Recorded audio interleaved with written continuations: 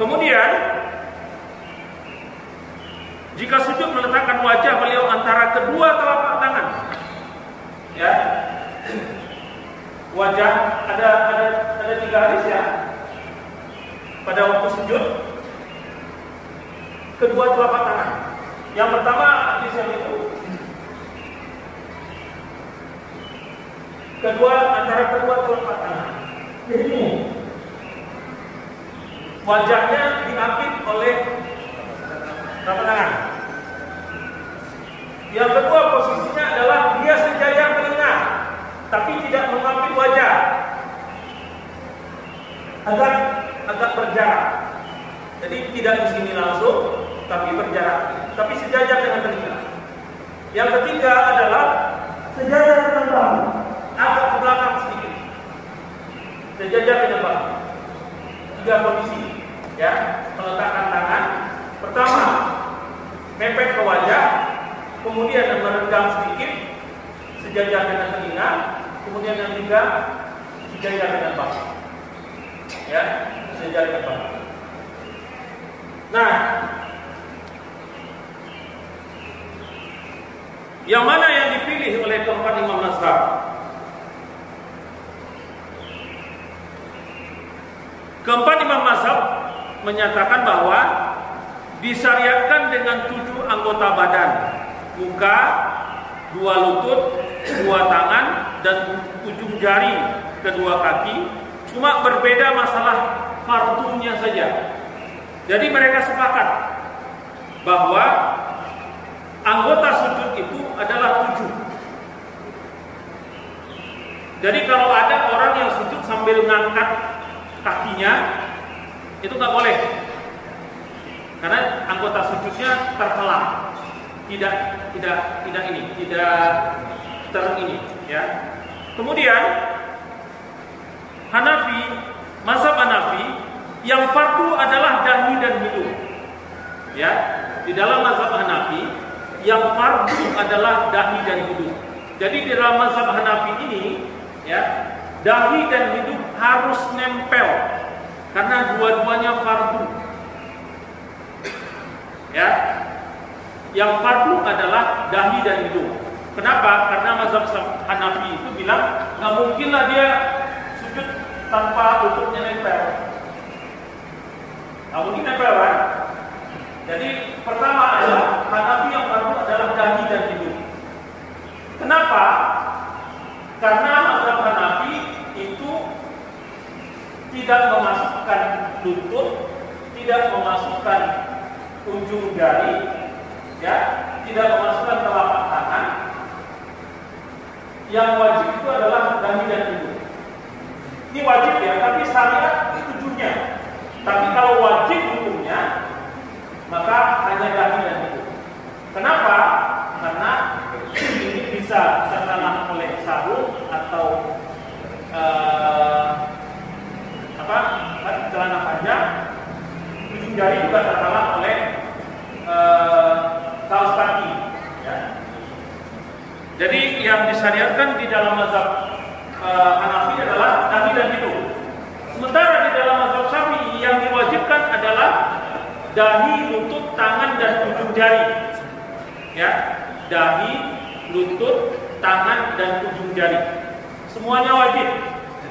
Terhalang atau tidak terhalang, karena di dalam mazhab Syafi'i itu memang sudah wajibnya ini pakai terhalang dengan pakaian, ya, tidak termasuk pada istimewa sama tadi nanti yang akan kita bahas, ya.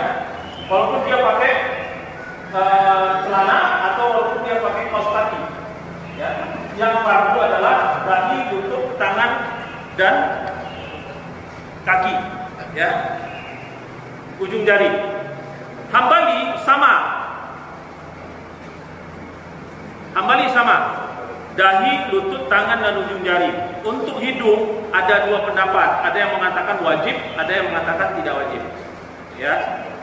Mazhab Maliki yang wajib dalam sujud adalah dahi dan hidung.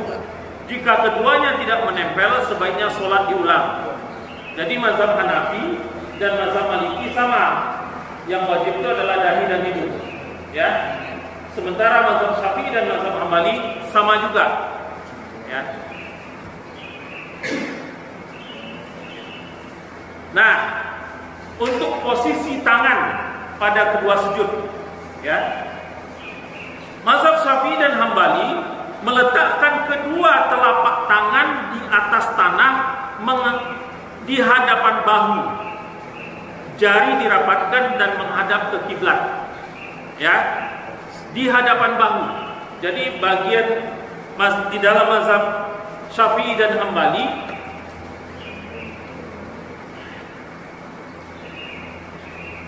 dia sejajar dengan bahu, sejajar dengan bahu, ya, itu dalam mazhab Syafi'i dan mazhab Hambali. Di dalam mazhab Maliki dirapatkan menghadap kiblat, posisinya sejajar dengan telinga. Ya. Dalam mazhab Hanafi lebih utama jika wajah diletakkan antara kedua telapak tangan. Ya, kan tadi kita sudah jelaskan hadisnya, ya. Maka dalam mazhab Hanafi seperti ini.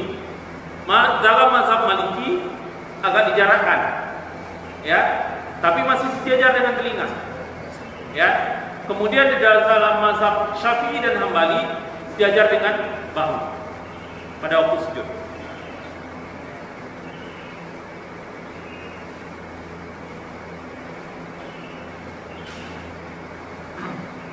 Nah, hadis yang ke-57 tadi, ya. Hadis 57 ini. Dari Abu Hurairah, Rasulullah melarang istimalus sama, ya. Istimalus sama dengan satu kain yang satu sisinya diangkat. Apa itu istimalus sama? Kalau saya pakai sorban, biasanya saya pakai sorban itu ya, tapi kalau ini yang panjang, ini beginilah. Pada waktu saya sujud, ini nempel. Yang sering orang pakai sorban seperti itu kejadian, ya. Nih. Jadi jarinya atau wajahnya ketutupan ini, tapi bagian ini masih di atas, sehingga pada saat dia berdiri ini ikut ngangkat, ya. Itu yang disebut dengan satu kain yang satu sisinya diangkat, ya. Rasulullah SAW dengan satu kain yang satu sisinya diangkat. Jadi satu kain waktu dia berdiri tinggal itu terangkat. Itu yang disebut dengan istimalus sama, ya. Anggota sujudnya tertutup, ya. Nah, hal ini para imam mazhab berbeda pendapatnya.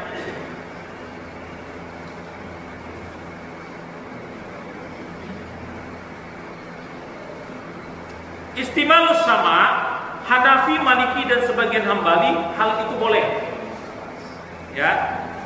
Tetapi di dalam mazhab Syafi'i dan pendapat lain dari mazhab Hambali, sebagian mazhab Hambali ada dua pendapat, ya.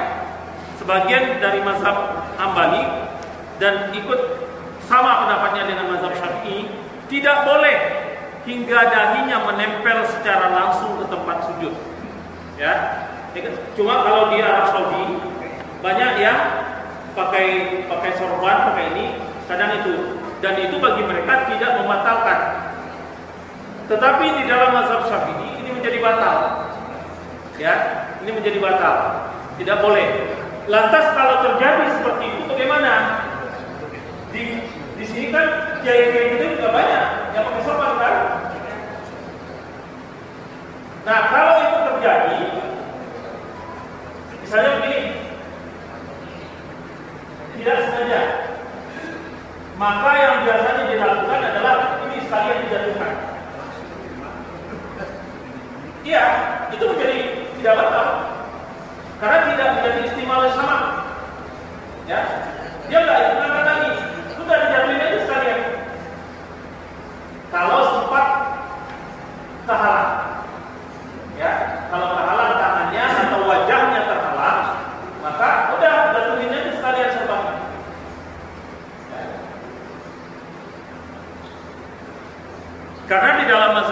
ini itu tidak boleh, ya. Itu istimal sama. Dan kita lanjutkan. Dari Maimunah, ia berkata, jika sedang sujud, Rasulullah SAW selalu mengangkat kedua tangan hingga jika ada anak kambing ingin lewat antara kedua tangan beliau, pasti anak kambing itu bisa melewatinya. Jadi kedua tangannya dikembang, ya. Hadis yang ke-59, ya tadi hadis riwayat Muslim, ya.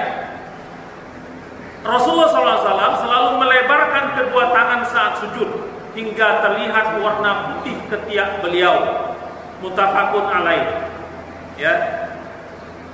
Kemudian dari Abu Humaid, ia berkata, jika melakukan sujud, Rasulullah SAW selalu merenggangkan antara kedua paha tanpa menempelkan perut pada keduanya. Ya. Melakukan sujud, Rasulullah selalu merenggangkan antara kedua paha tanpa menempelkan perut pada keduanya. Perhatikan, ya. Yang pertama adalah Rasulullah itu selalu jadi imam, ya kan? Hampir selalu jadi imam. Hanya sekali atau dua kali saja beliau yang tidak menjadi imam. Artinya apa? Beliau sholat sendiri di depan, kan? Ya. Kemudian dari Maimunah, dia berkata, kalau Maimunah yang berkata, berarti beliau melihat Rasulullah sedang sholat sunnah, iya kan? Kenapa? Karena Rasulullah sholat wajib selalu di masjid. Kalau beliau sholat sunnah, berarti beliau sholat sendiri. Inilah sebabnya bahwa hadis ini adalah hadis untuk orang melakukan sholat sendirian, ya, bisa merenggangkan tangan. Enggak begini ya Pak, ya. Kalau begini udah nyalahin tadi sujudnya. Kan ini harus ke depan, ya. Ini harus ke depan begini. Tapi jangan pakai itu pada saat kita berjamaah. Jadi ngomong berantem tidak nanti. Ya, begini. Yang sini juga mau kalah. Ini bukan cepet-cepetan, ya. Jadi kalau sholat berjamaah, utama merapatkan barisan itu lebih utama, ya. Utama merapatkan barisan itu lebih utama, sehingga sekedarnya saja tidak begini, ya, tidak begini, karena banyak yang kita langgar, ya. Kemudian pada waktu sujud, laki-laki ini dikembangkan, kemudian antara perut dengan paha itu tidak nempel, ya, tidak nempel. Kemudian lutut dan kaki renggang, ya, dalam hadisnya, ya. Ini kondisi sendiri. Tapi kalau kondisi jamaah ini diturunkan, ya. Kalau kondisi berjamaah ini diturunkan, dirapatkan, tapi tidak sampai nempel. Sekadar bertoleransi dengan tempat sebelah, ya. Tapi tidak nempel. Kenapa? Karena ini sholat perempuan ini. Nanti kita lihat, ya. Karena sholat perempuan, sujud perempuan itu terbalik dengan sujud laki-laki.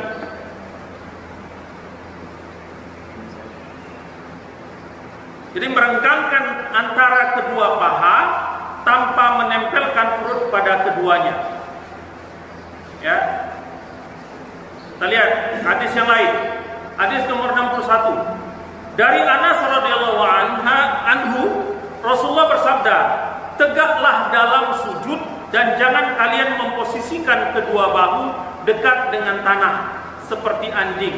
Ini dikatakan seperti anjing.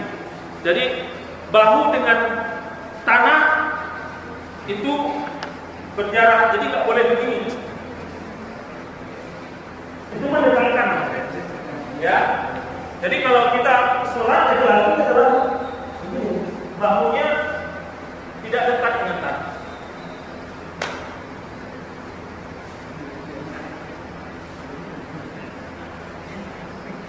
Itu kalau sujudnya begitu, nanti kalau sujudnya lama tidur dia nanti.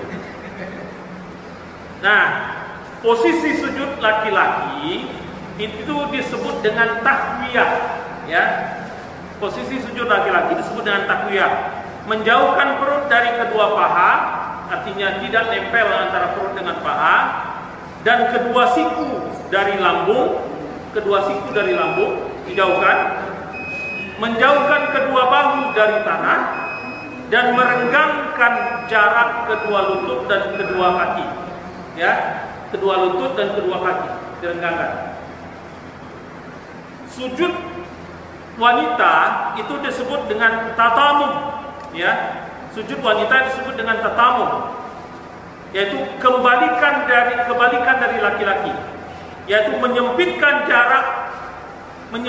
jarak atau menempelkan perut dengan paha, mendekatkan kedua siku ke lambung, mendekatkan bahu ke tanah, dan mempersempit jarak kedua lutut dan kedua kaki, ya. Kalau laki-laki, kita laki-laki sholatnya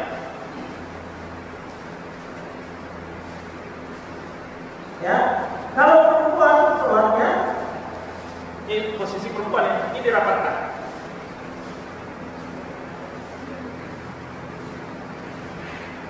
Ini tidak boleh tulisan topi atau tulisan enggak?